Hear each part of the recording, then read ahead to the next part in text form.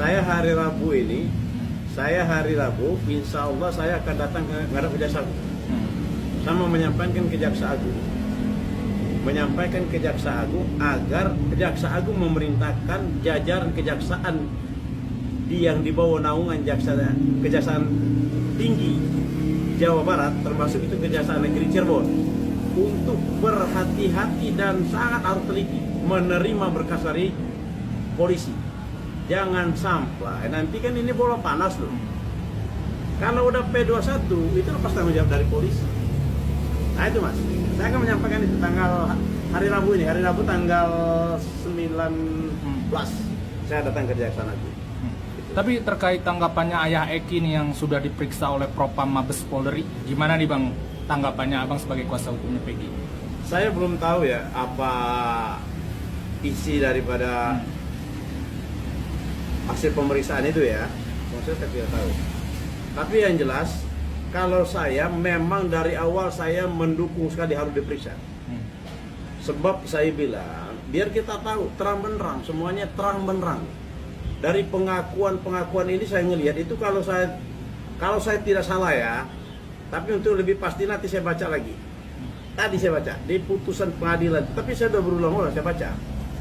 Itu menurut keterangan daripada ayah Eki, itu Rudiana itu ada SMS ditujukan ke Sudirman kalau saya tidak salah, dikasih unjuk ke Sakata Tarif tanggal 17. Isi SMS katanya berupa ancaman terhadap si Eki. Yang melakukan adalah si Dani ini tanggal 17 ya, 17 sementara kejadian tanggal 27 Agustus 2016. Nah, ini SMS ini menurut dari Ibtu Rudiana. Ini makanya saya bilang, Rudiana memang harus diperiksa.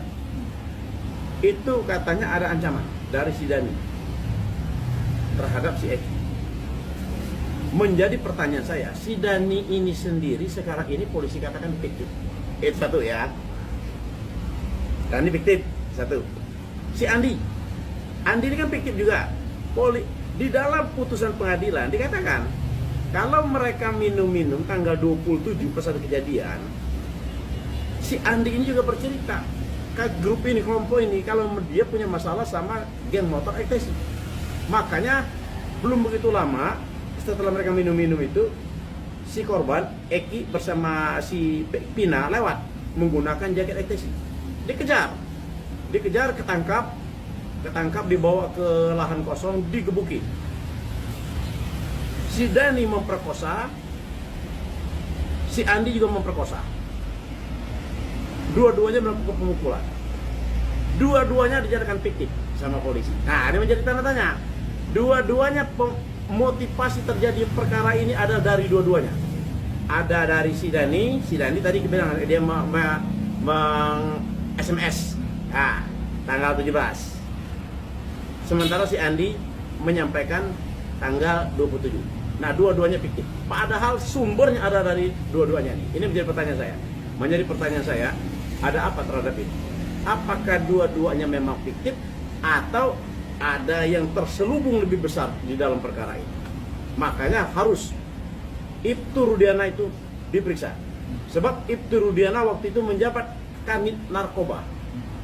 Ibtu Rudiana lah yang menangkapi orang-orang yang ini, yang menjadi yang terpidana sekarang ini. Berarti bisa dibilang kunci dari kasus ini tuh dari bapaknya Eki, bisa dibilang gitu gak sih Bang? Bisa, memang itu harus terbuka, harus benar-benar si Rudiana. Ada apa?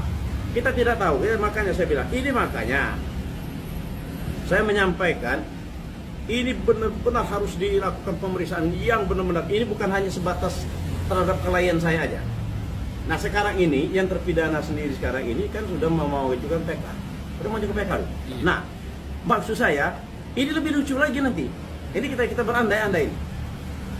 Klien saya dijatuhi dihukum, yang 6 orang itu diterima PK-nya semua bebas, kan lucu, menjadi lucu.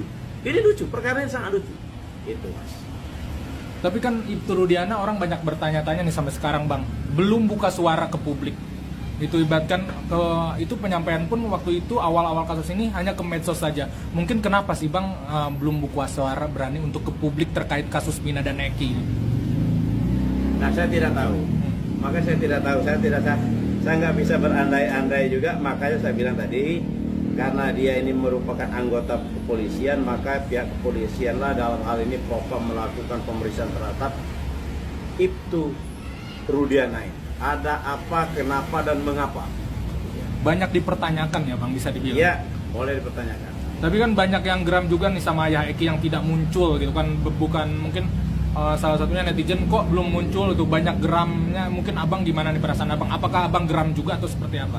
Kalau menurut saya ya wajar-wajar aja. Yang tadi netizen geram gitu kan, Iya. wajar-wajar aja. Makanya saya bilang